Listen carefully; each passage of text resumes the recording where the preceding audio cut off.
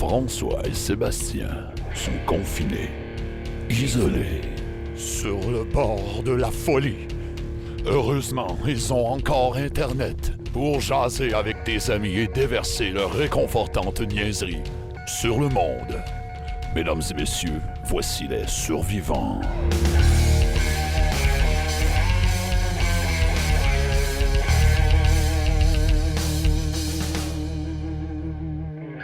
Et voilà, et voilà, et voilà. Et encore le bon jingle de Ouais. notre ami Stéphane Bisson, le Dompteur un singe, puis on lui a fait composer des jingles en C'est échange de gentil. bananes.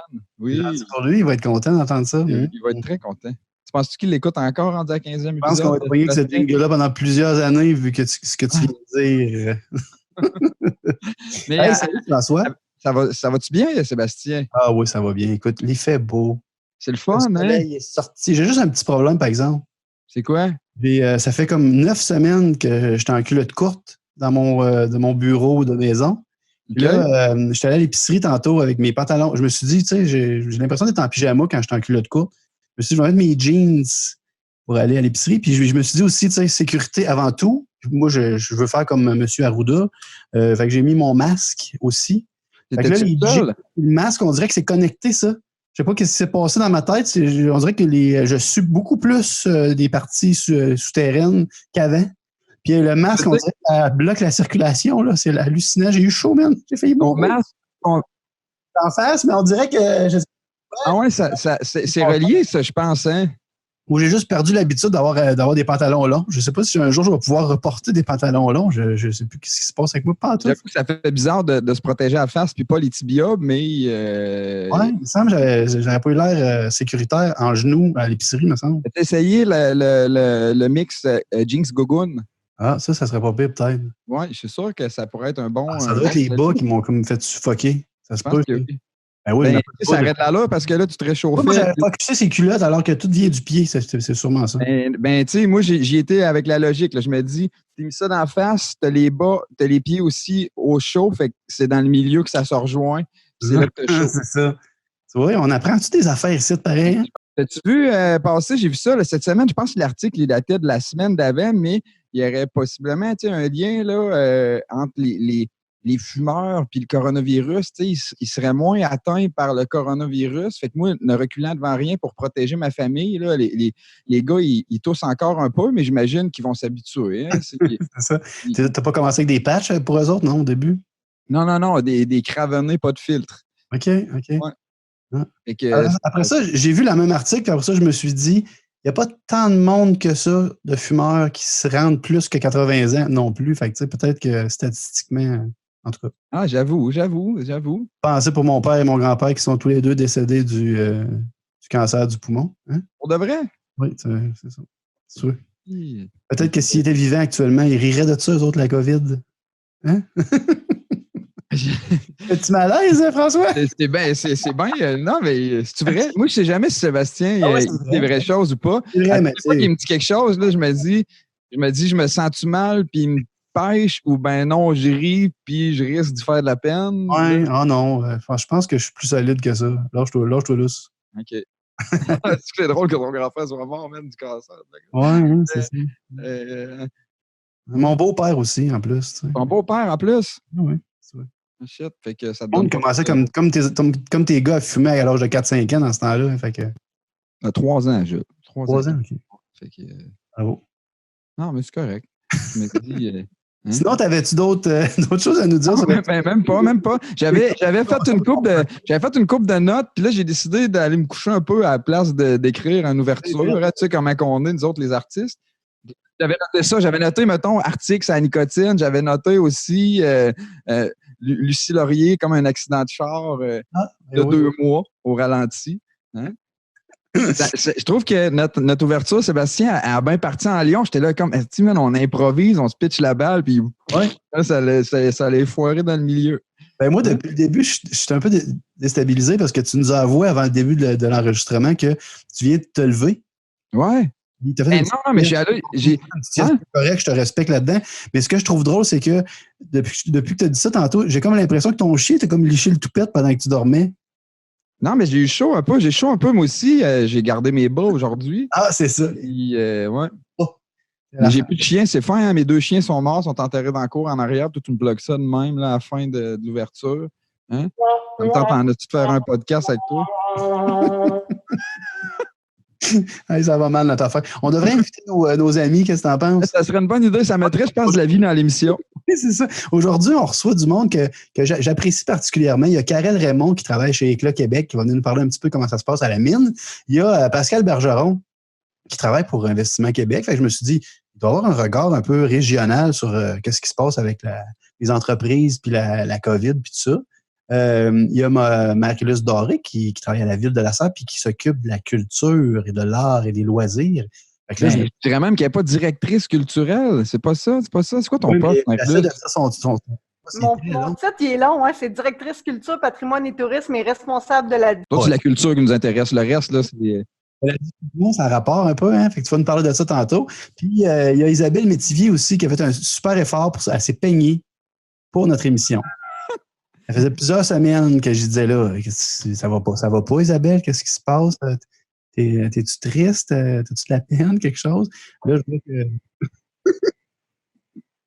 Merci Isabelle d'être là et d'être coiffée. Merci.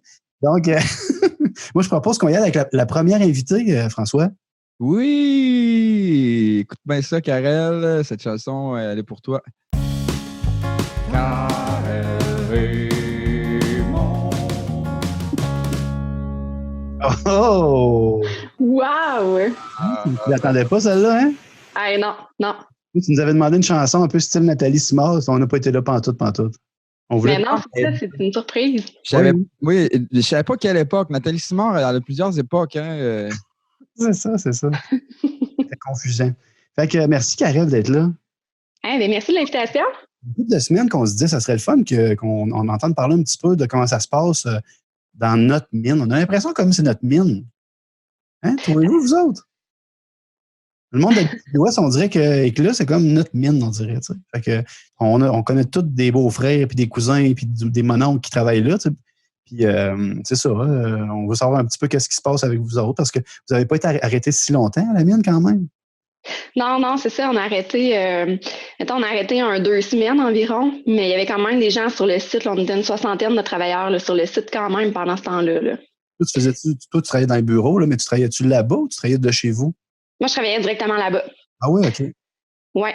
Dans le fond, on était, à partir du 13 mars, là, on était une équipe dédiée vraiment à la crise, là, si on veut. Fait que on était directement sur le site pour tout de suite trouver là, des moyens pour limiter la contagion. Là. Fait que, Parce que toi, maintenant, tu t'occupes de la santé et sécurité, c'est ça, hein? Oui, je m'occupe de la santé et sécurité et des ressources humaines là, par intérim là, depuis le 20 mars là, aussi.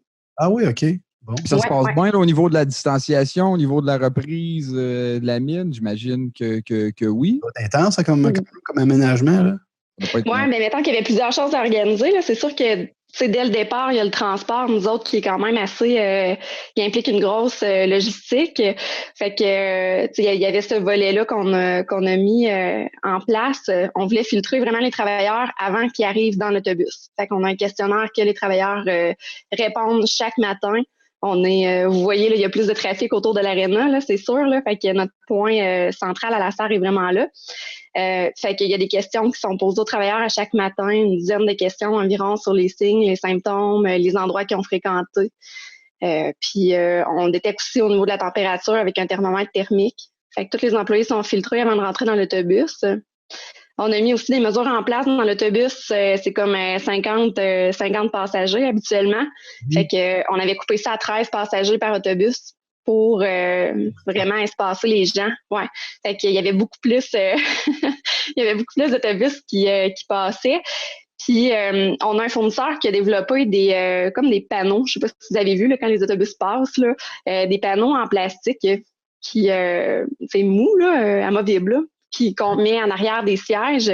Fait que ça fait comme une barrière physique. Là, fait qu'on est capable de mettre 26 travailleurs par autobus. Là. Okay. Ça, c'est comme le double. Maintenant, c'est le double d'autobus quand même, là, tu sais. Oui, c'est ça. Ouais. Oui, parce qu'on est revenu à notre capacité là, presque à 100% là, de nos travailleurs sur le site. Là. Fait que oui, c'est le double de la flotte d'autobus. Là. Puis si, exemple, il y a un travailleur qui rentre pas dans les critères du questionnaire, il peut pas il est retourné chez lui? Oui, exact. OK. Ouais. Ouais, il peut pas venir sur le site, il contacte l'infirmerie, puis on entreprend les démarches avec lui là, pour voir qu'est-ce qu'on fait, là, puis Parce que on le ça veut réfère à la pas ligne. dire que c'est le coronavirus non plus quand tu fais de la fièvre. Non, exactement. Mais tu sais, dans le fond, les infirmiers vont y poser des questions. On est chanceux, on a un service d'infirmerie sur le site. Fait que eux autres vont y poser des questions aux travailleurs puis pour l'orienter vraiment vers les meilleurs services. Là. Puis sur place, mettons, quand ils arrivent à la mine, là, j'imagine que c'est toute une logistique aussi parce que là, à cause des transports, ils ne doivent pas arriver en même temps. Ça doit être compliqué un peu sur la gestion des horaires. Puis, Oui, ben, il arrive à 5 minutes à peu près d'intervalle, les autobus. Là. Fait que c'est quand même assez rapproché. Les gars, ils n'ont pas le temps de se changer. Fait qu'ils attendent dans l'autobus. On a un surveillant dans la draille, là, qu'on appelle, là, l'endroit où ils changent puis que le linge sèche. Puis on a un surveillant qui est là, qui attend. On a 26 personnes à la fois qui peuvent rentrer en s'assurant que les personnes ne sont pas un à côté de l'autre, là, leur casier. Donc, tout ça, c'est filtré. Ça peut prendre, je dirais qu'on a à peu près au moins une demi-heure de plus là, de délai le matin avant que les gens soient changés là, pour rentrer. Puis ensuite de ça, nous autres, on avait aussi, tu sais, là, ils changent. Après ça, ils allaient tout, c'est sur le deck qu'on appelle. Fait que c'est avant de descendre sous terre pour se faire enligner là, par leur contremaître au carreau, puis remettre les cartes de travail, tout ça. là, il y avait comme moi, j'ai déjà été là faire un petit speech pour la Fondation Jack un matin, Oui. plein de bonheur. Il y a quand même beaucoup de monde là, sur le deck, là, juste avant que ça parte. Là. Oui, ben exact. Là, toi, tu l'as vu, là, physiquement, c'est plus facile de te le visualiser, mais les gens, ça part comme de la draille. Un gymnase avec plein de monde dedans, là, tu sais. Une quoi? Grand. Comment? Une grande pièce, un peu comme un gymnase, dans le sens que c'est quand même grand, là. Oui. Là, il y a genre combien? 200 personnes qui sont là en train d'attendre ou? Ben là, on peut pas. Actuellement, on limite ça à 10 maximum. Normalement, il y aurait genre 200 personnes. À peu près. On a à peu près 200 personnes qui descendent sur terre par jour. Oui. Fait que, oui, ben toi, la fois que tu es venu, là, dans le fond, là, on fait toujours des deck meetings qu'on appelle à tous les mercredis. Fait que c'est les gens qui se rassemblent là. Maintenant, ce qu'on fait pour ces rencontres-là, dans le fond, on a rencontré chaque travailleur qui revenait au travail.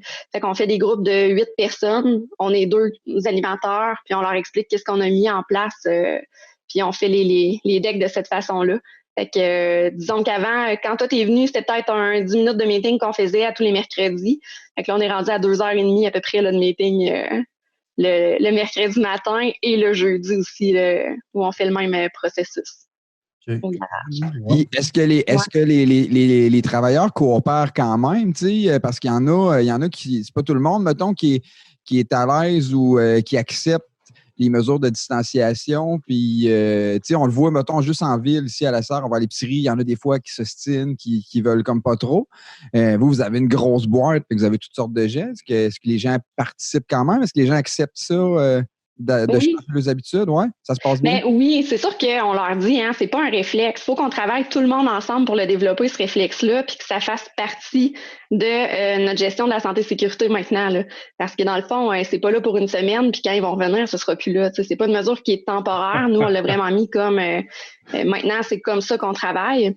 Fait qu'on se donne un temps là, pour s'adapter puis essayer tout le monde ensemble de développer ce réflexe-là.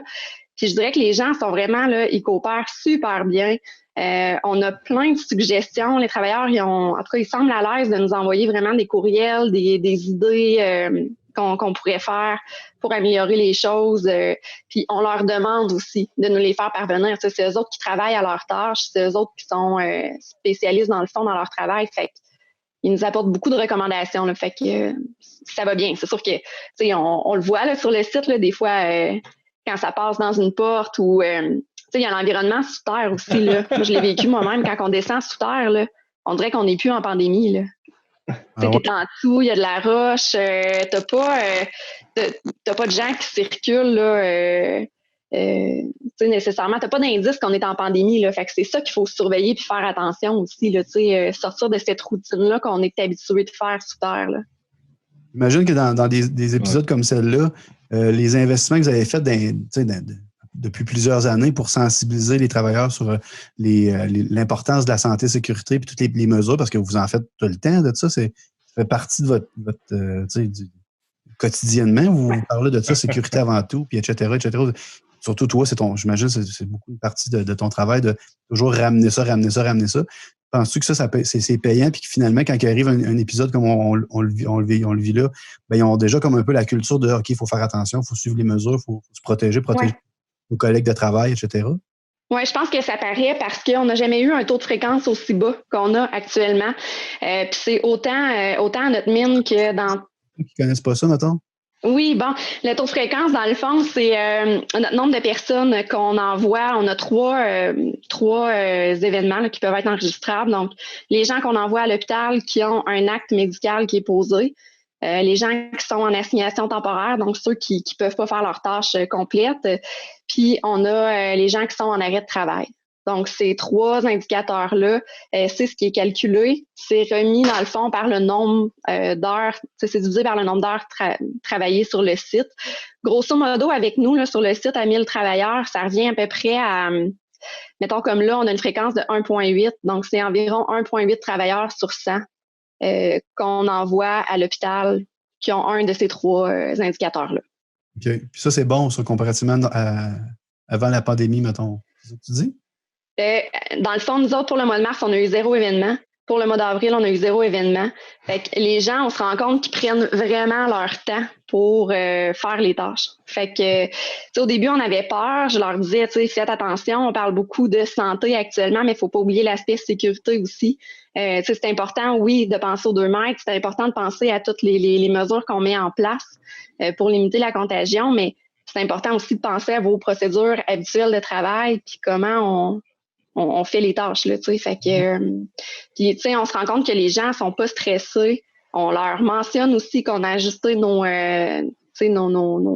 production, notre plan de production à la baisse pour permettre un retour progressif puis que les gens intègrent vraiment les nouvelles mesures, là. Fait que je pense qu'à date, ça semble bien aller, là. Les gens font vraiment plus attention. Ils sont moins à course, là, dans leurs tâches. OK, cool. Puis, tu sais, Éclat, c'est une compagnie américaine, hein, si je ne me trompe pas, ça se peut-tu? Oui, oui. Le bureau est comme quelque part à Cœur-d'Alene, oui, aux États-Unis. Ça, tu penses-tu que c'est, mettons, les consignes du corporatif, tu penses-tu que c'est la même chose partout ou là, c'est vraiment des décisions qui ont été prises ici? Sens-tu qu'aux États-Unis, c'est un peu la même prise en charge puis la même vision de la chose ou... Oui, je sens que le corporatif, nous autres, là, depuis le début mars, je dirais qu'on travaille beaucoup avec le corporatif qui nous mettent, avant même qu'on soit en mode pandémie, là, au Québec, eux autres, ils nous envoyaient des messages pour nous dire on veut qu'il y ait de la prévention. On disait oui, on va en faire, mais on n'était pas encore dans cette réalité-là. Fait qu'ils ont été bien d'avance, là, je dirais, là-dessus. Puis je sens que, oui, c'est pas les mêmes règles qui s'appliquent partout, mais ce qu'on fait, on leur présente les plans, puis c'est vraiment la sécurité des gens avant tout, là. Fait que eux autres, on leur a présenté aussi le plan de production qui était à la baisse, puis il n'y a aucune problématique avec ça. Là, pression en disant arrêtez vos niaiseries. Non, pas du tout. C'est cool. Parce qu'on entend, on entend des fois des échos des États-Unis, puis c'est sûr que ce qu'on voit dans les médias, c'est souvent des niaiseux qui font des manifestations pour le déconfinement, là, tu sais. Ou Donald Trump. Mais est-ce qu'il y a des échanges aussi? Est-ce que de votre côté, vous envoyez un petit peu, nous, on a implanté telle pratique, puis qui pourrait peut-être être partagée dans d'autres centres miniers, là, sur d'autres sites miniers ailleurs? Ou, tu veux dire avec les autres compagnies minières, mettons? Ouais. Oui, on a eu, dans le fond, avant la reprise des opérations, dès le départ, dans le fond, là, depuis comme le 13 mars, là, c'est toujours notre date qu'on parle, là, on a eu des rencontres avec l'Association minière du Québec. Fait que ça, c'est des rencontres qu'on a, toutes les minières ensemble, où on échange sur les façons de faire. Fait que ça nous donne vraiment beaucoup d'indicateurs, beaucoup de façons de faire ailleurs pour nous aider à avancer là-dedans. Il n'y a pas de compétition. Là, quand on parle de santé et sécurité là, avec les autres minières, il n'y a pas de compétition là-dedans. Là. Tout le monde s'entraide, puis on se donne nos outils qu'on a. On s'est partagé plein des questionnaires, des outils qu'on avait développés. Fait que il y a une belle entraide là-dedans là, dans le secteur minier. Tu sais, je connais pas ça bien, mais ce que je devine, c'est que quand tu t'investis comme compagnie dans un site minier, puis il faut que tu le développes, puis il faut que tu réussisses un jour à produire, puis là, réussir à faire plus de revenus que ce que tu as comme dépense, puis comme paiement à faire. Ça met une pression quand même économique importante. Ça fait que là, quand il arrive quelque chose comme ça, il y a des mines, j'imagine, qui doivent être dans des situations difficiles. Là. Tu sais, on a entendu parler que Renard, ou je sais pas, il y a un projet dans le Nord qui probablement qui repartira pas. Je sais pas si tu es au courant ou Pascal, je sais pas si vous avez entendu parler de ça. Ouais, mais je pense que c'est un 6 mois. Là. Je veux pas trop m'avancer avec ça, là, mais je pense que c'est un 6 mois là, qui ont fait de mise à pied temporaire pour leurs travailleurs.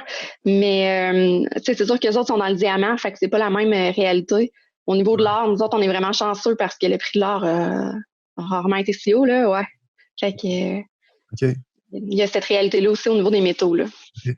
Dans un contexte de pénurie de main-d'œuvre, comme on le connaissait avant la pandémie, ça, c'est peut-être positif, même à la limite, pour les mines de la région, s'il y a d'autres mines ailleurs qui ont des difficultés. Je suis un peu machiavélique dans ma pensée, mais j'imagine que ça peut devenir un avantage aussi pour vous autres, ça?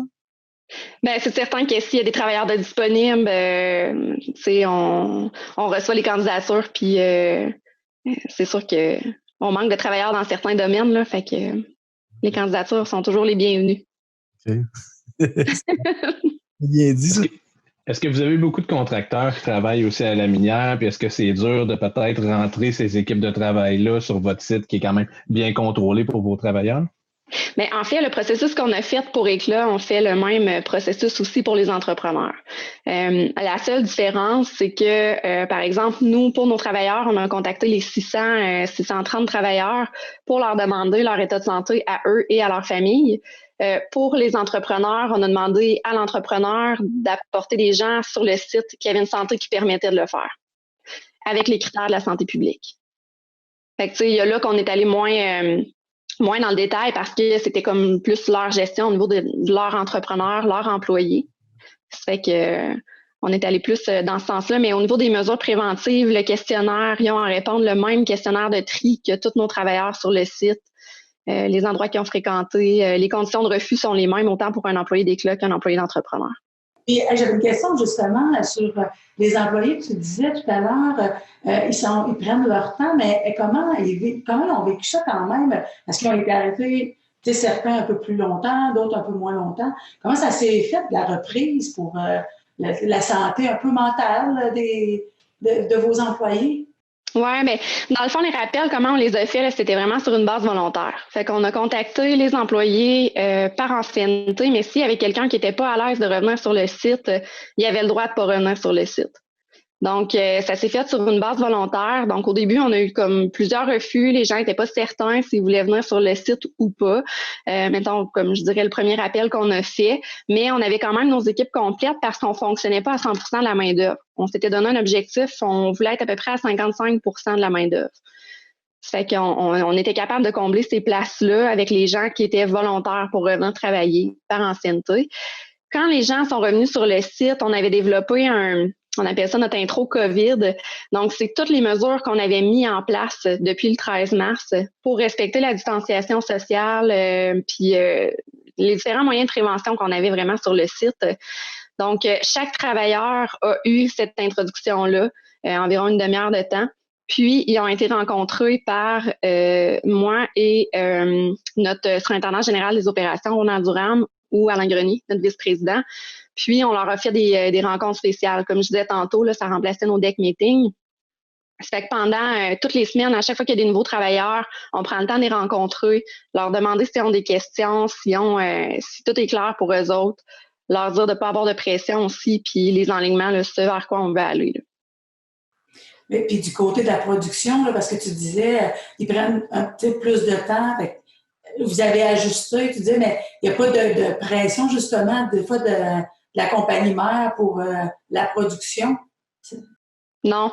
Le mot d'ordre, c'était vraiment on protège les employés, on donne le temps aux employés.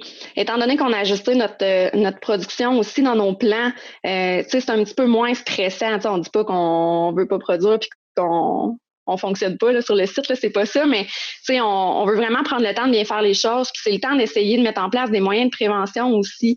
Regardez comment on se sédupe parce qu'on va être là encore dans quelques mois. Là. Donc, non, il n'y a pas vraiment de pression là, à ce niveau-là. Je dirais que les superviseurs font leur tournée terrain, ils le voient, puis les employés, ils collaborent super bien. On est en train de regarder, il y a certaines tâches qui sont plus difficiles à 2 mètres. Donc, on regarde vraiment c'est quoi les moyens qu'on met en place. Puis, on prend le temps de valider les moyens avec la santé publique. On a un contact directement à la santé publique. Ça fait qu'on les appelle à chaque fois, ils approuvent nos plans, ils nous disent que c'est correct, puis on va de l'avant avec ça. Là. C'est cool. Je trouve que vous faites bien ça. En tout cas, ce qu'on entend de l'extérieur, parce que moi, je ne suis pas là-dedans directement, mais ce que mon impression comme citoyen, c'est que je trouve que vous faites du beau travail. Ça a l'air à bien aller vos affaires. Ben, c'est gentil. Je suis content. Hey, merci. Merci, Karel. Merci beaucoup, Karel, de prendre le temps de venir avec nous. Est-ce que tu restes avec nous pour le reste de l'émission? Ben oui, je vais rester. Ouais. Oh, toi, tu peux même boire de l'alcool si tu veux. Là, c'est toi qui as fourni. C'est ça. J'adore mais ça. en même temps, tu es sûr que c'est à ton goût. Oui, c'est ça. Tu peux mixer comme tu veux, moitié-moitié ou 3/4 encore, c'est comme tu veux. Il y a juste Seb ici qui a accès au service. Oui, c'est ça. D'ailleurs, je serais Il y a des employés. Des employés, ouais. Mais le bol de chips, c'est peut-être pas recommandé. Ça va faire pas mal de croustilles dans le micro, hein, c'est ça? On mange faut prendre du manger mou, on est correct. Ah, OK. Justement, avec notre ami Pascal.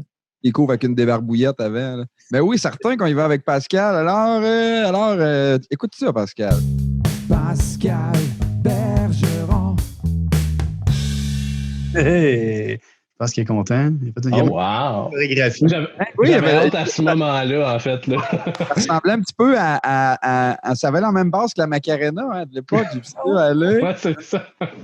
Il va inventer un TikTok avec ça, puis il va faire fureur.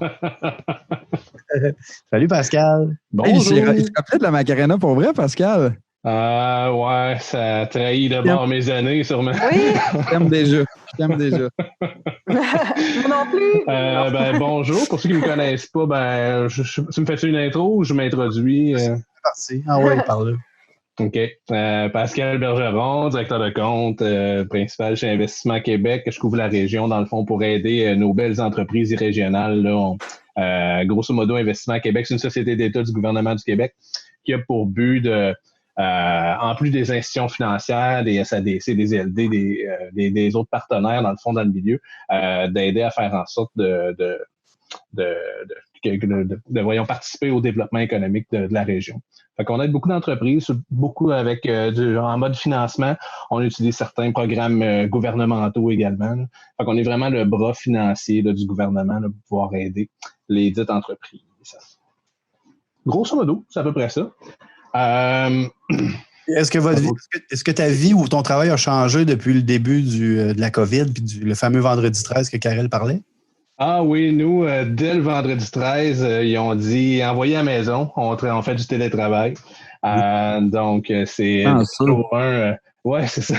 Fait que moi, j'étais comme OK, je prends l'ordinateur, les 2 écrans, puis je ramène ça à la maison. Là, je suis aussi bien CDP. Pas tout à fait le même décor, là, mais je suis quand même bien installé là, pour pouvoir procéder en télétravail. Ma réalité au jour 1, ça a été beaucoup de le premier ministre François Legault, dès qu'il est arrivé avec cette crise de la pandémie-là, ils ont annoncé beaucoup de mesures aussi pour aider en mettant Investissement Québec un peu sur la sellette avec certains programmes, le pacte, entre autres, là, pour pouvoir aider des entreprises. Donc, puis c'est sûr que moi, j'ai plusieurs clients dans mon portefeuille. Fait qu'il y a plusieurs entreprises qui ont appelé « Hey, ça va être plus rochant, là. Il faut que je ferme la shop. Mon paiement de loyer passe quand même. Les payes des employés passent quand même. » Tout ça. Fait qu'il y a eu beaucoup de stress initialement. Fait qu'on a accordé...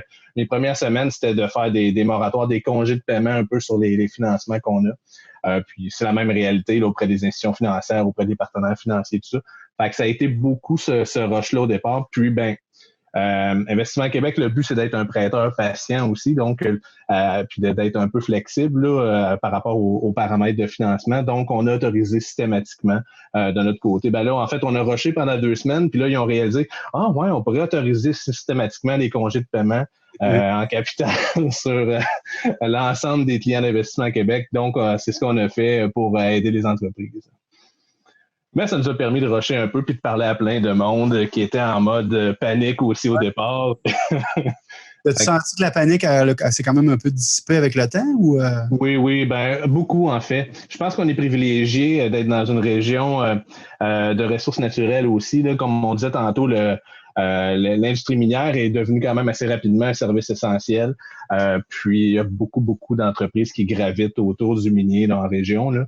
Puis avec sans dire, notre région, on est privilégié dans un autre sens aussi. On parlait du prix de l'or qui a monté. Tu sais, les économistes et tout ça, ils annonçaient déjà qu'une récession risquait de s'en venir et tout ça. C'est sûr qu'avec la pandémie, ça a comme fait tout ralenti d'un grand coup. Puis l'or demeure quand même être une bonne valeur refuge, ce qui fait en sorte que nos entreprises minières qui extractent de l'or vont probablement avoir des belles années devant elles aussi. Fait que tu penses que ça a comme appuyé l'ensemble des secteurs économiques de la région? Là, ça a comme un peu fait un espèce de petit coussin de...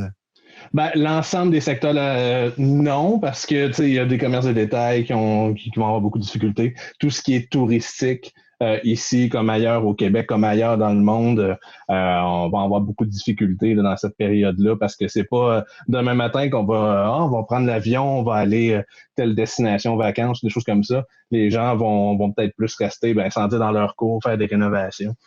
C'est un peu la culture. La culture, on le voit, là. Moi, par exemple, un Pépé et sa guitare qui fait ses shows. Là, je suis en train de faire une petite recherche. Tu sais. Puis fait que les artistes, ils ont quand même ce besoin de s'exprimer, puis c'est super le fun. Mais eux aussi, ils vont l'avoir dur parce que le modèle de revenu, il n'est pas encore prévu pour les aider là-dessus. Je sais qu'il y a des programmes aussi avec le ministère de la Culture, des choses comme ça. Faire des spectacles, c'était pas mal la dernière source de revenus qui restait aux artistes. Puis, voilà, toutes les plateformes. Ouais, c'est ça. Ça vend plus d'albums. Il a fait quoi? J'avoue que c'était ce secteur-là. On a eu un bel épisode à ce sujet-là la semaine passée. Les entreprises qui font affaire avec Investissement Québec en région, est-ce que c'est seulement des grosses entreprises ou il y a aussi des plus petites entreprises qui sont dans votre clientèle? En fait, on a toutes sortes d'entreprises. Dans le fond, nos clientèles admissibles, si on veut, là, on prend toutes les entreprises, sauf on ne touche pas à l'agricole parce que c'est déjà couvert par la financière agricole. On ne touche pas, par exemple, tu es un promoteur immobilier qui veut bâtir des immeubles résidentiels, tout ça. On n'est pas dans la spéculation immobilière et tout ça. Fait qu'on touche pas, on n'est pas là-dedans parce que de toute manière, les banques couvrent quand même très bien ce secteur-là aussi. On n'est pas dans tout ce qui est clientèle de détail. Donc, nous autres, vraiment, les entreprises qu'on couvre, leurs clients, c'est des entreprises. Donc, si vous me dites, le dépanneur du coin, le commerce, le restaurant, tout ça, c'est des entreprises qu'on couvre pas, dans le fond, on a nos partenaires, les CLD, les SADC dans le milieu qui peuvent, eux, couvrir ces secteurs-là. Puis, mais avec l'exception, toutefois, que dans le fond, les entreprises qui ont des particuliers comme clients, c'est le secteur touristique. Donc, hôtel, motel, tout ce qui est secteur touristique, ça, on peut le couvrir étant donné que c'est lié au tourisme. Donc, eux, ils ont un petit peu plus de difficultés. On s'attend à ce qu'il y ait des programmes qui sortent bientôt aussi là, pour aider le secteur touristique là, qui mange une volée actuellement. Oui, c'est ça. Hein. Et, est-ce que tu as constaté tu sais, je me dis des fois, quand il y a des crises comme ça, il peut y avoir aussi des opportunités pour certaines entreprises qui peuvent commencer à faire. Ils faisaient de la vodka, ils se mettent à faire du purel ou bien des trucs comme ça. Y a-t-il en région des entreprises qui essayent de profiter un peu aussi positivement là, de la situation? Oui. En fait, oui. Il y a... Pardon? Sans nous dévoiler de secrets de banquier. Là, mais... Oui, c'est ça. Je pourrais pas aller dans... Mais je vais vous dire oui. On le voit à l'école ou dans mon ancien job au Carrefour de Saint-Emploi, les qualités, les habiletés entrepreneuriales, c'est la créativité, l'innovation. On voit que nos entrepreneurs en région, ils l'ont. Puis qu'on parle... Même le restaurant qui faisait pas de take-out ou de livraison, que là arrive, OK, on va mettre notre menu en ligne, tout ça, va se mettre à jour. Des fois, c'est un petit pas comme ça, mais qui l'amène vraiment à « Ah, Colin, ça a même monté peut-être mon chiffre d'affaires dans certains cas » ou qu'une autre entreprise qui avait des imprimantes, numérisation 3D, tout ça, faisait de l'équipement peut-être à la fine pointe et tout ça, qui est peut-être capable de dire « Ah, ben maintenant, regarde, on va faire des visières, on va pour aider le système médical. » Fait que je pense qu'il y a beaucoup d'innovation, beaucoup de persévérance, parce que derrière ces entreprises-là, il y a des entrepreneurs. Ces entrepreneurs-là, c'est des humains aussi là, qui ont eu un électrochoc là, au jour du toutes les business ferment. Puis on ne sait pas quand est-ce que ça va recommencer. Tu as l'électrochoc de dire « Oh, OK, attends un peu, j'ai des paiements à faire, mais attends un peu, j'ai du monde que je suis content qui travaille pour moi, je suis content de leur verser un salaire. » Il y a toute cette valorisation-là aussi. Fait que tous les programmes gouvernementaux qui sont sortis pour aider, ça a aussi enlevé pour aider les employés. Dans le fond, les gens, tu sais, le PCU, le 2000 $ par mois, tout ça, ça a comme enlevé une petite pression aussi à certains boss et tout ça. Là. Des fois, les boss sont rough avec nous, des fois, sont bien gentils, mais ils ont tous à cœur quand même que les employés s'en sortent bien et qu'ils soient en santé derrière tout ça. Oui, c'est ça. Donc, pour être un bon boss toi-même, hein, tu le sais.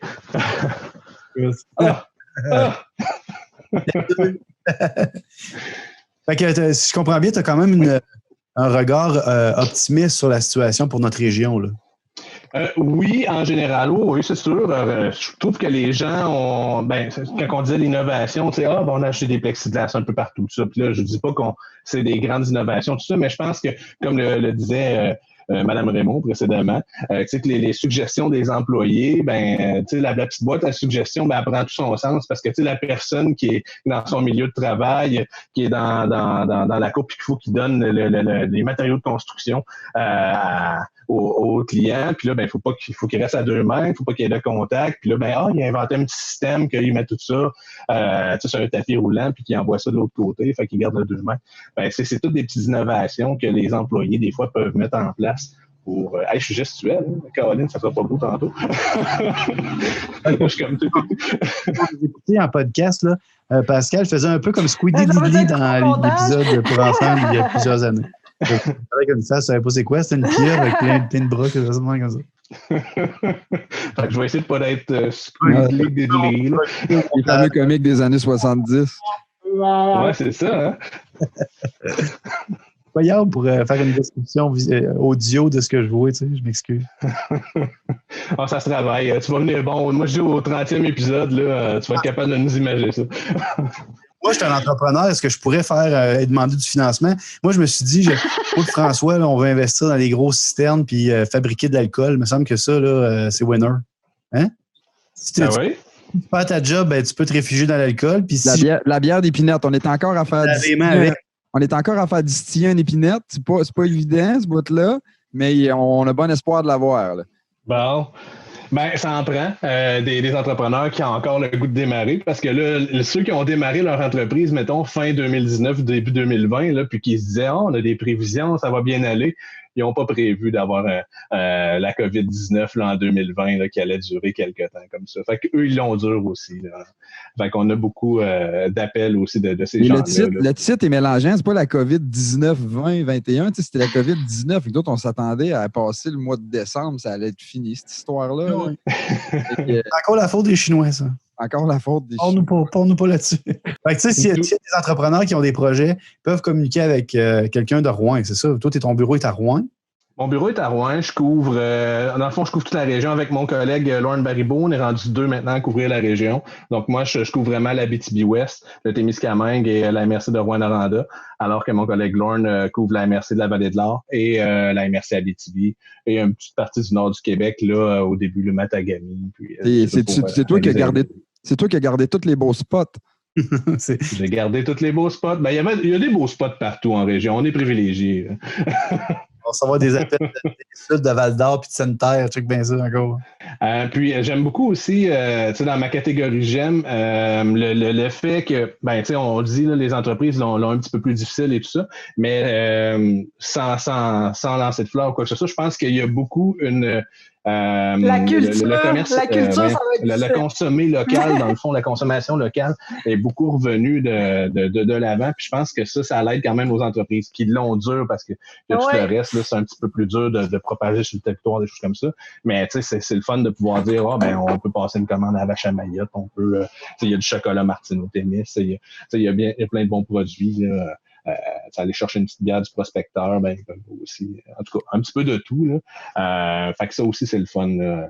J'ai vu que le prospecteur, aujourd'hui, ils ont mis en place un service à l'auto. Avez-vous vu ça passer ces réseaux sociaux? Exact. Oui, ils ont fait un service à l'auto. Fait que là, tu peux passer. Puis, tu peux pas la boire dans ton auto, je pense que c'est illégal, hein?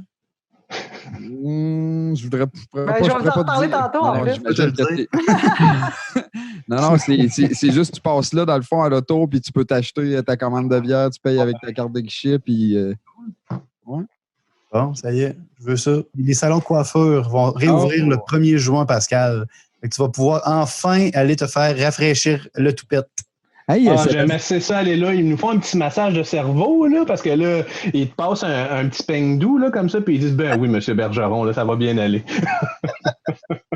Hey, merci, Pascal. Y a-tu quelqu'un? Merci beaucoup, Pascal. Hey, puis Sébastien, c'est pas vrai, pas tout qui est plate, ce gars-là. Moi, tu m'avais dit, ça va être long, mais j'ai trouvé ça super intéressant. Puis il connaît son sujet. Les trois filles sont plates, on va inviter un gars qui va être drôle un peu, tu sais. Ah ouais, toi qui réussis finalement à avoir plus de filles que de gars comme invité, puis t'es places les trois. Je suis pour l'égalité de la femme, fait que moi, j'écœure le monde égal. Une triple claque, toc. Le sexe ou l'orientation. Ben, au moins, il le dit en pleine face, là. Toi, il t'a dit que j'étais plate, là, dans l'anonymat, là. Ben, merci beaucoup, Pascal. Merci à vous. Tu restes avec nous? C'est un banquier drôle et sympathique. Ouais, je suis pas le plus traditionnel des banquiers, j'avoue. J'ai pas ma cravate aujourd'hui, désolé. Alors, c'est bizarre, hein? D'habitude, tu as une petite habit à cette heure quand on te voit en ville. Ouais, tu sais, c'est parce qu'il fait chaud. Moi, ça me chauffe ici, fait que là, ça me fait suer des pieds. Bizarre. Il faudrait qu'on fasse venir un médecin pour nous expliquer ça. Hein? Ça pas... un médecin spécialisé dans la sudorification, en tout cas. Ouais. On va trouver le mot sur Google. On s'excuse. On passe à notre troisième invité? Oui. Ouais, alors, mon ami Marie-Lulu. Marie-Luce. Doré. Yeah! Ouais! Hey, j'aime bien le petit down. Ouais, j'ai aimé ça. Hey, je suis rendu comme à ma 60e chanson d'invité. Fait que là, je sais plus quoi faire. Là. Tu devrais faire une compilation. Quand on va pouvoir faire des shows, François, je vais te faire un show, puis ça va être juste être des noms. Juste des noms, toutes des tunes de 9 secondes. Oui. C'est malade. Comment ça va, Marie-Luce? Ah, ben moi, ça va super bien. Je suis content de te voir. Moi aussi, ça fait longtemps qu'on ne vous ai pas vus, je suis contente. Mais, hein, concept dans notre émission. Ben oui, je vois pas grand monde, finalement. Oui, on s'ennuyait bien trop, fait qu'on s'est dit, on va se faire un show, puis on va inviter du monde qu'on aime, puis on va jaser avec eux autres. Ben c'est le fun. Merci d'avoir invité. On aime encore ça. Après 15 épisodes, on aime encore ça. Mm-hmm. Toi, Marie-Luce, ça va bien, hein, ta capillosité? Ça se dit-tu, ça? Oui, mais moi, c'est voulu. Hein? Je suis en transition pour mes 40 ans qui vont être en novembre. Oui, j'assume, je suis en transition capillaire. Elle la repousse depuis quoi, le mois d'octobre? Non, même, ça va faire un an, là, depuis juin ou juillet. Ça te fait très bien, en tout cas. Marie-Luce. Hein? Je te trouve très belle, ça te fait bien. Ah, merci. Je trouve que ça te fait très bien. Ouais. Bon, mais merci beaucoup, mon Dieu. Je pensais pas qu'on allait parler de mes cheveux.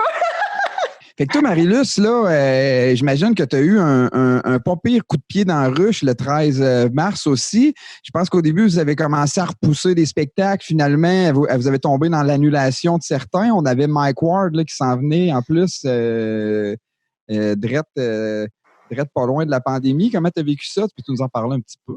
Ben oui, en fait, moi, c'est même avant le 13. Petite anecdote, je ne sais pas s'il y en a qui sont ici, qui ont assisté ou parmi les auditeurs. Le 11 mars, on était à la salle des Jardins, salle Comte, pour voir PR Méthode.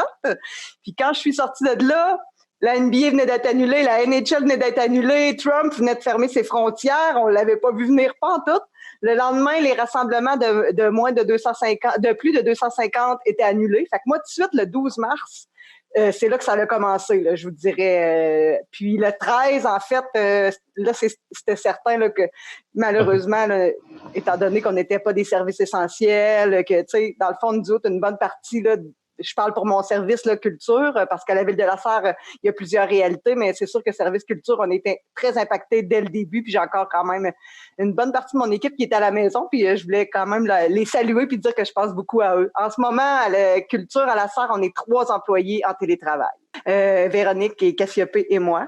Les autres, on espère qu'ils vont pouvoir revenir bientôt. C'est sûr que nous, au niveau de la culture, on est en attente, dans le fond, des mesures pour le secteur culturel. Donc, les bibliothèques, les centres d'art, les spectacles, même aussi, on a le côté tourisme. Donc, ça aussi, on est en attente d'avoir des... Donc, moi, je vous dirais que depuis mi-mars, j'ai participé à un très grand nombre de réunions, de consultations, de voir que, des diagnostics régionaux, des répondus à des sondages provinciaux. Là, en ce moment, il y a des discussions qui se passent, mais pour vous dire, dans le secteur culturel, à l'heure actuelle, là, 2 mois plus tard, des réponses, on n'en a pas tant que ça. Ben, c'est ce que je m'en allais te poser comme question. Je me dis, tu dis que tu es beaucoup en meeting, tu as beaucoup de questionnaires, tu as beaucoup de petites formations à suivre, mais dans le fond, en n'ayant pas de réponse, c'est un peu du vent. Toi, la grosse job va commencer quand il va y avoir des dates qui vont tomber puis que tu vas avoir à tout de refaire tes programmations, à rebooker, à faire tes réouvertures. C'est certain que moi, dans le fond, dans ma job, j'ai 2 volets. Fait que, c'est sûr que là, actuellement, le 13 mars, mon volet de responsable de la diffusion a comme un peu...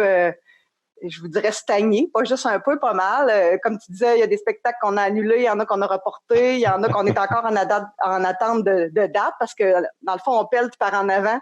Tu sais, on reporte, mais en sachant pas quand on va pouvoir revenir. C'est sûr que pour les salles de spectacle, d'après moi, va être la dernière chose qui va revenir au niveau culturel, malheureusement. Tu sais, je veux pas être déprimante. On essaye de trouver d'autres façons de faire véhiculer la culture puis nos artistes. Là, on est en train de travailler sur plusieurs projets, mais c'est sûr que des spectacles avec une distanciation sociale, avec tu sais, la proximité, pas juste ça aussi. Tu sais, des tournées d'artistes, François, tu sais comment ça marche, tu sais, une gang d'artistes dans une van puis qui font le tour, tu sais, qui se promènent de région en région, tu sais. Fait que c'est tout.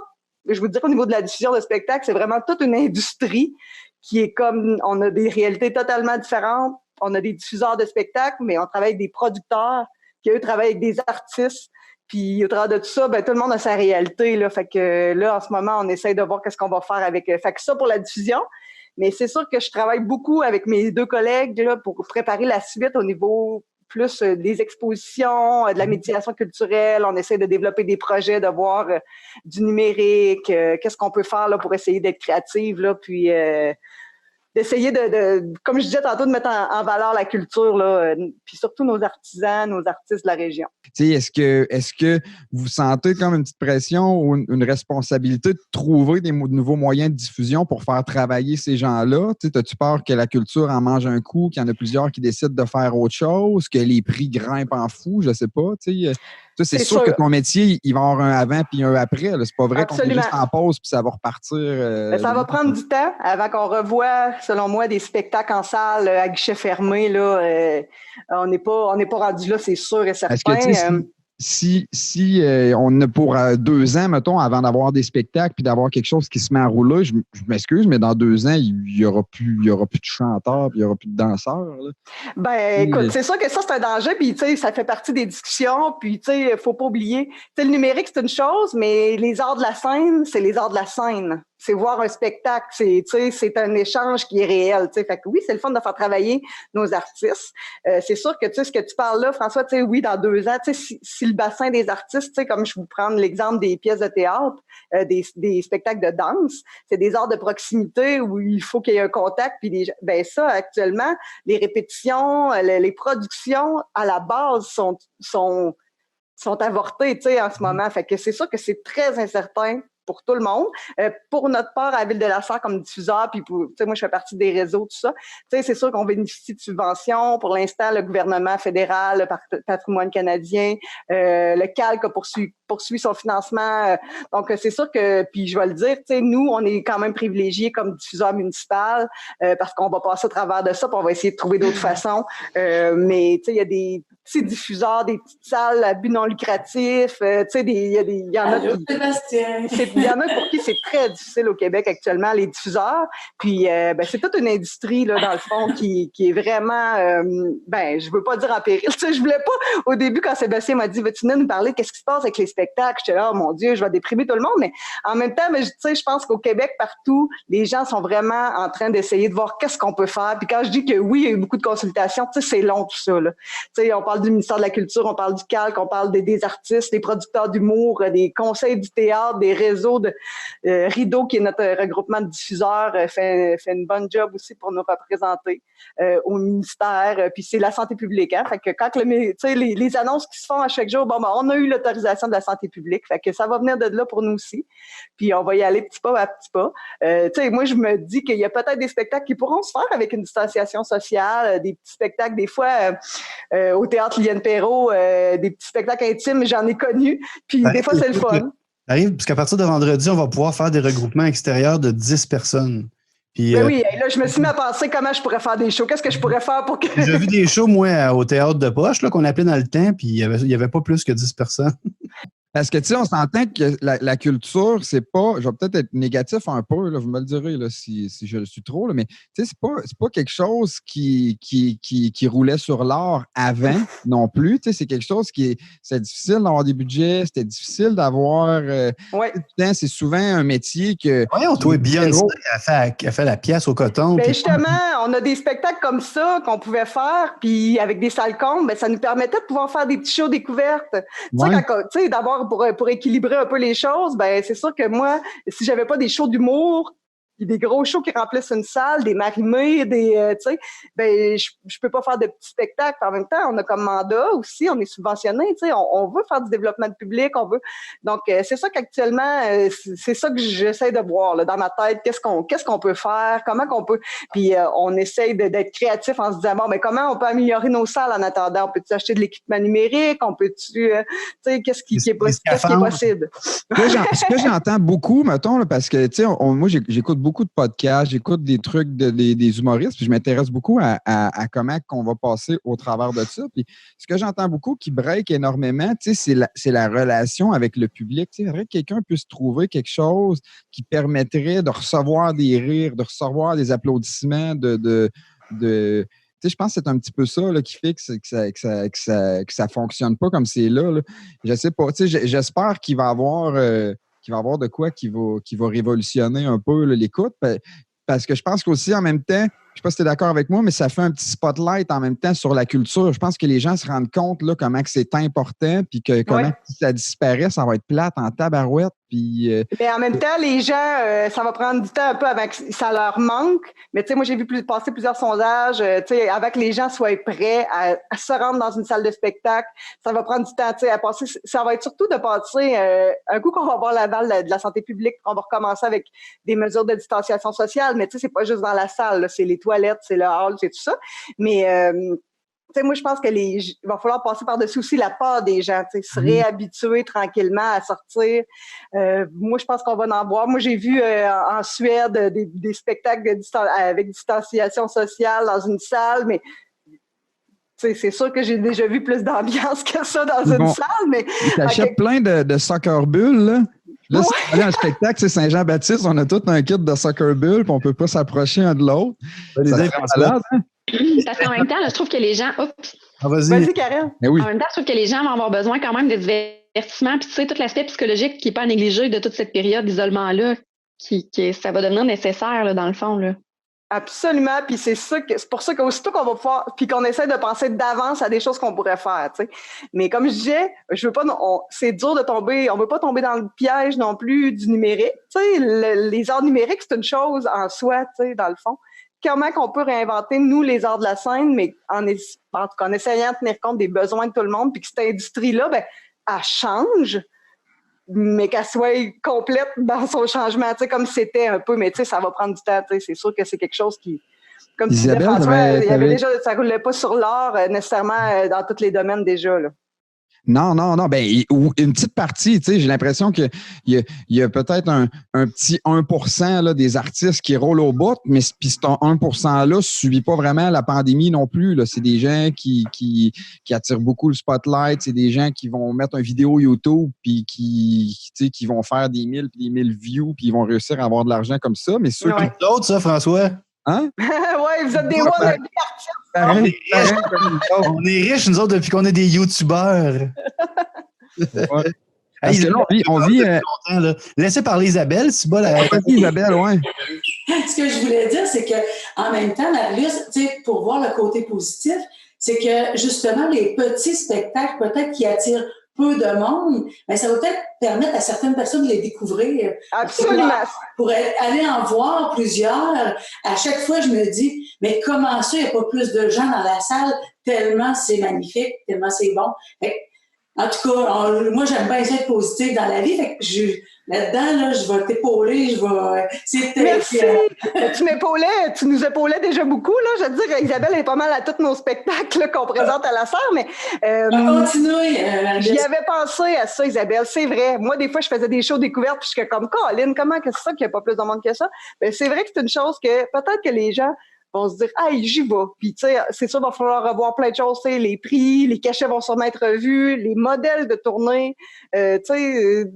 Peut-être des fois, il y a peut-être des solutions, tu sais, de faire des triples représentations. Tu fais venir un artiste, ben ça a été évoqué. Tu fais venir à la Salle des Jardins, puis tu le fais venir 3 soirs, mettons, au Théâtre de Poche. Puis ça peut être intéressant pour un artiste aussi de tomber un peu en résidence de fin de semaine à quelque part. Tu sais, tu fais moins de voyageage, tu t'installes à quelque part, tu fais 3 jours là, tu vas faire autre chose l'autre fin de semaine. C'est certain que les résidences d'artistes, c'est une des choses qu'on va. Mais là, pour l'instant, il faut qu'on attende de voir pour pouvoir accéder à nos lieux, là, premièrement. Là.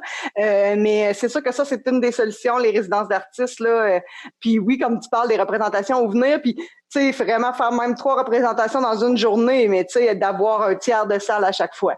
Mais tu sais, pensez-y, là, on parle de des tiers de salle, tu sais, venir voir même moins qu'un tiers de salle, là, il y en a qui ont fait l'exercice, puis pour des salles de 600-700 places, ça retrouvait à avoir 80, 100 personnes. Ça dépend de la grandeur de la salle là, pour respecter le 2 mètres. Nous, on est chanceux parce que notre salle est rénovée puis les sièges sont plus larges, mettons, que d'autres salles. Fait que peut-être qu'on pourrait, mais c'est sûr qu'il va falloir qu'on fasse ce genre de calcul-là. Oui, parce que, tu sais, là, depuis le début, on est encore au début de ce changement-là. Je pense qu'on a eu accès à beaucoup de trucs gratuits. Hein, tu sais, les artistes voulaient se faire voir, les artistes voulaient donner du spectacle. On voit beaucoup de vidéos, mais je ne suis pas convaincu, tu sais, que ça va être dans le gratis tout le temps. Là, tu sais, tu construis des maisons, tu peux aller aider des gens à rénover leur maison, mais à un moment donné, tu sais, au bout de 6 mois de travail gratuit, tu vas décider de faire autre chose. Puis, tu sais, ça va s'essouffler, ça. Tu sais, c'est ça de nous-mêmes. À Ville-de-la-Serre, on a embarqué dans ce bain-là. On a fait des heures du compte, des méditations guidées. On travaille le petit bonheur. Là, on avait encore une heure du compte aujourd'hui avec Cassiopée.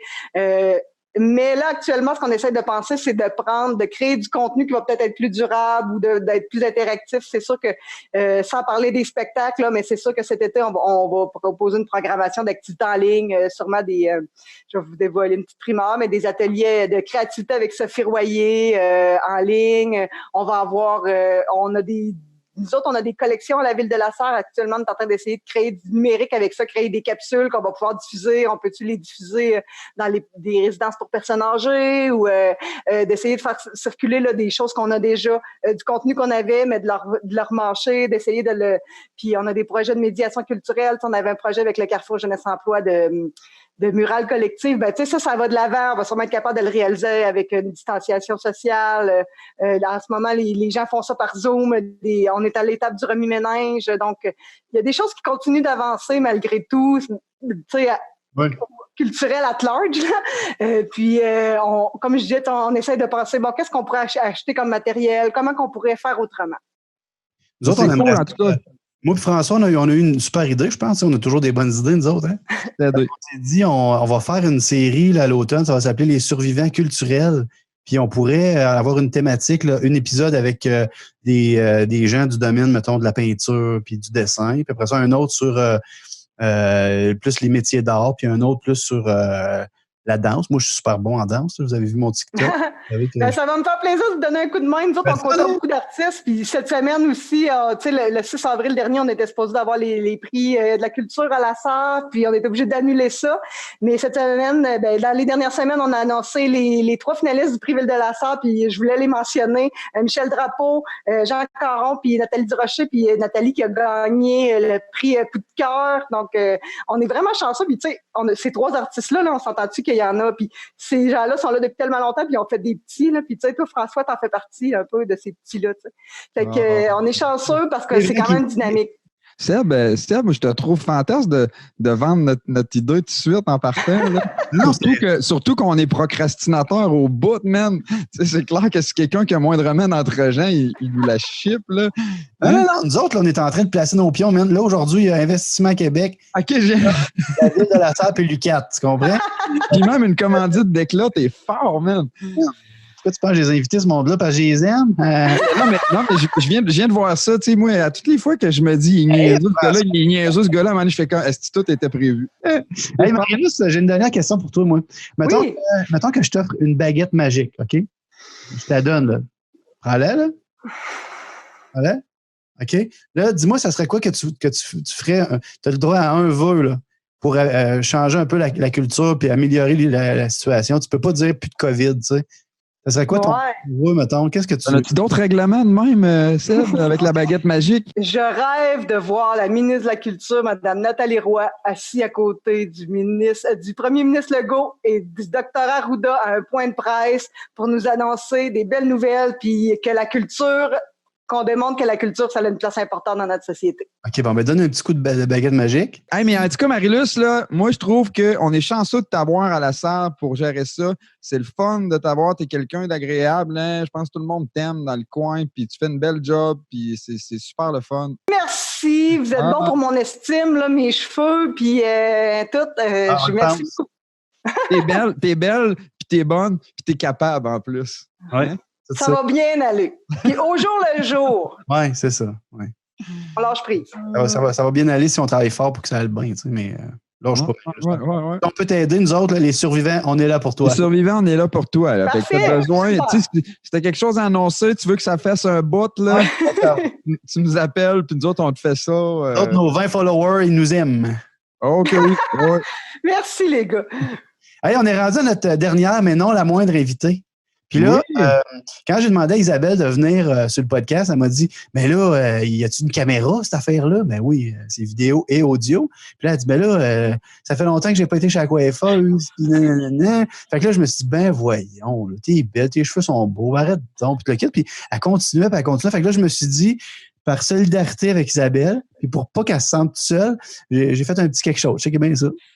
Ça paraît quand c'est pas Carole ou Kylian qui dit arrange toutes tes affaires. Oh. Est-ce que j'ai l'air de ça? Non. C'est drôle, les cheveux, c'est un thème récurrent dans votre émission. On a parlé des cheveux de tout le monde, là, presque, sauf Karel. Les cheveux, mon... Alors, c'est pour toi, Isabelle, écoute ça. Isabelle Métivier. Wouhou! Merci, Rosa!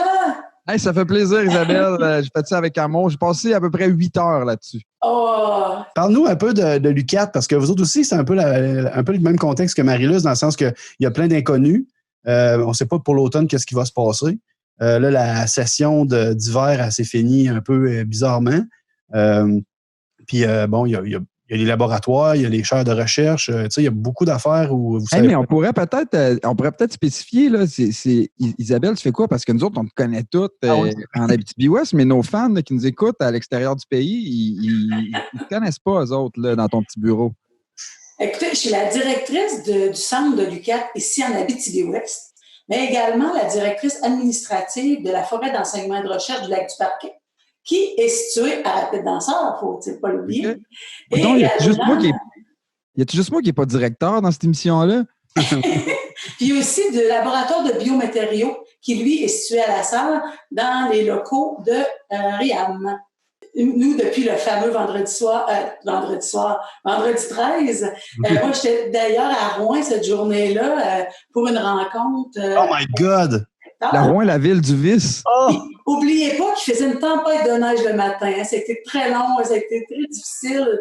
Tout de suite après-midi, il y a eu une des premières conférences, je pense, de François Legault, qui annonçait, comme le disait Marie-Luce, en tout cas, nous, qui nous a touché beaucoup, c'était la fermeture des écoles, la fermeture des cégeps et des universités.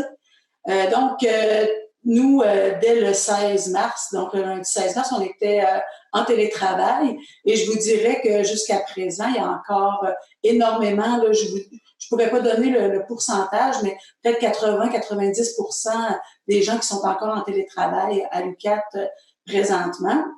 Là, ce qui a été annoncé dernièrement par le premier ministre puis aussi par les annonces avec la santé publique, c'était un premier déconfinement de plus des activités de la recherche. Donc, on est à travailler fort, chacun, beaucoup, tout le monde ensemble, bien sûr, pour élaborer des protocoles de retour au travail. Karel en a parlé tout à l'heure, mais c'est ça, là, c'est dans le domaine de la recherche. Donc, pour les travaux de terrain, pour les travaux de laboratoire. Donc, encore là, il faut aussi s'adapter et prendre des mesures là, sanitaires, bien sûr, de distanciation, etc. La chance qu'a l'UQAT, c'est qu'elle offre de la formation à distance depuis longtemps, depuis près de 40 ans.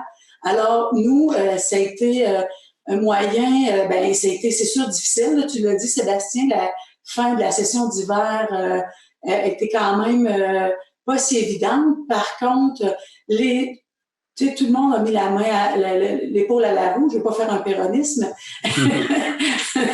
La main à la pâte ou l'épaule à la roue. La main à la roue, ça fait bien. C'est ça, c'est ce que j'ai failli dire. Mais tout ça pour dire que c'est ça. Et les profs, les chargés de cours, les professionnels, le soutien, les technopédagogues, les gens des ressources matérielles, des ressources humaines. Là, je vais pas en oublier parce que je vais me le faire dire par la suite, mais c'est vraiment tout le monde qui a travaillé énormément pour finir cette session-là d'hiver, justement, pour permettre aux étudiants de pouvoir compléter au moins les cours qu'ils étaient en train de faire. Et bon, ça s'est pas fait sans heurts, sûrement. Mais quand même, de notre côté, on avait quand même notre nouvelle cohorte, notre cohorte qui existe quand même depuis quelques sessions de baccalauréat éducation préscolaire, enseignement primaire qui se faisait sur place en Abitibi-Ouest, donc dans nos locaux. Puis la professeure, c'est une professeure chevronnée qui a quand même donné souvent des cours à distance. Alors elle s'est revirée rapidement, puis elle a terminé ça en beauté, je pense, avec ses étudiantes. Donc c'est ça, c'est vraiment le travail d'une communauté le recteur nous l'a dit, puis tu sais, on était heureux d'entendre ça, puis on le sent tous les jours. Le soutien de tout le monde a vraiment fait la différence de notre côté pour permettre.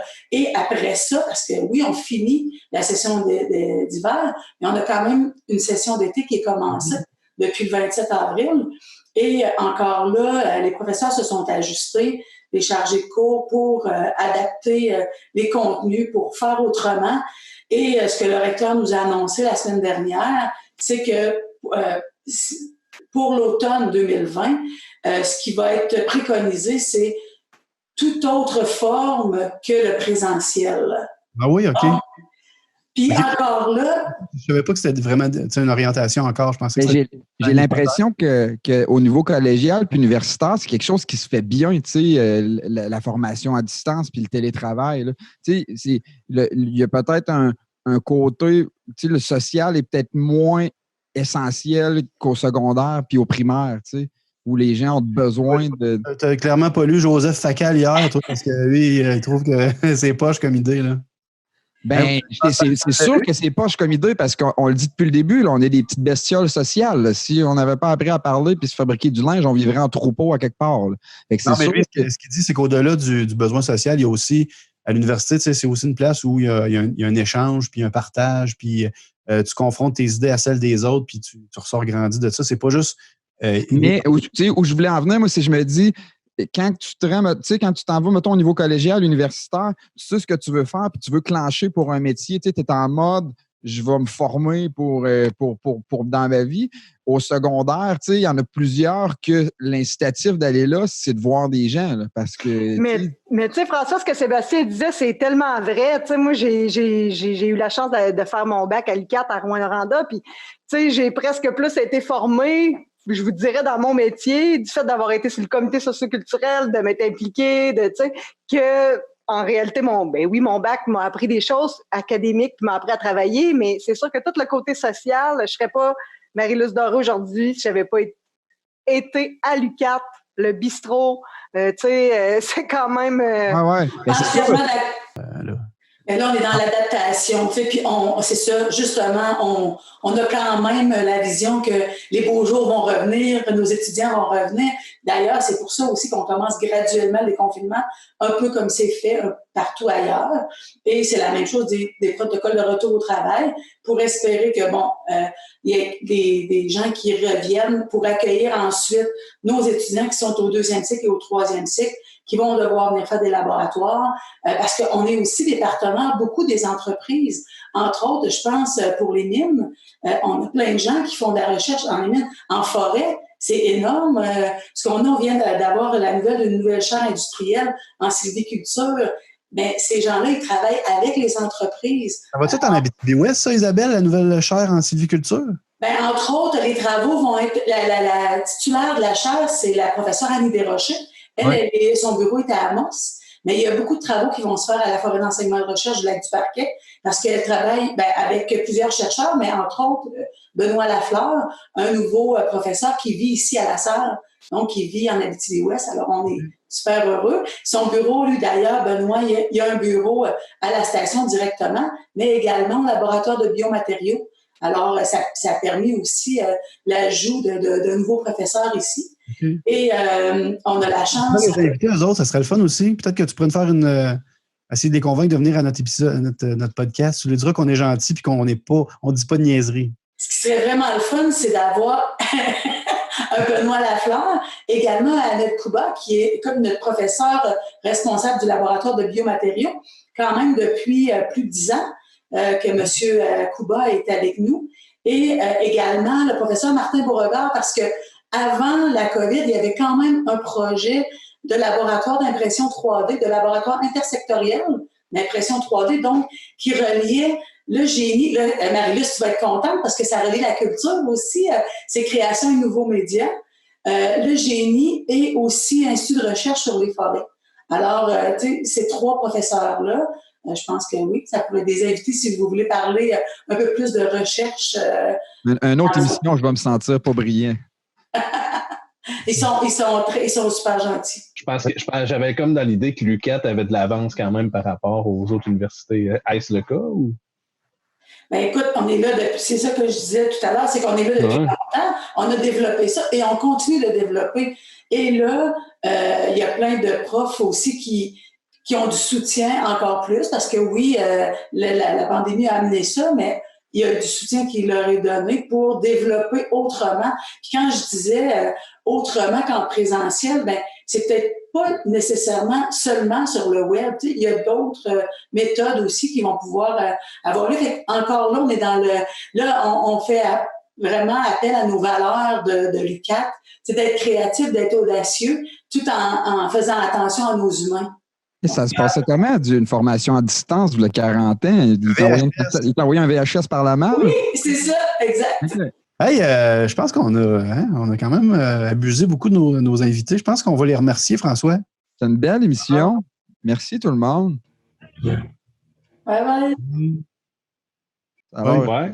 Ben, merci de nous avoir invités, puis on souhaite qu'on n'ait pas besoin d'être survivant pendant encore bien des années, c'est ça?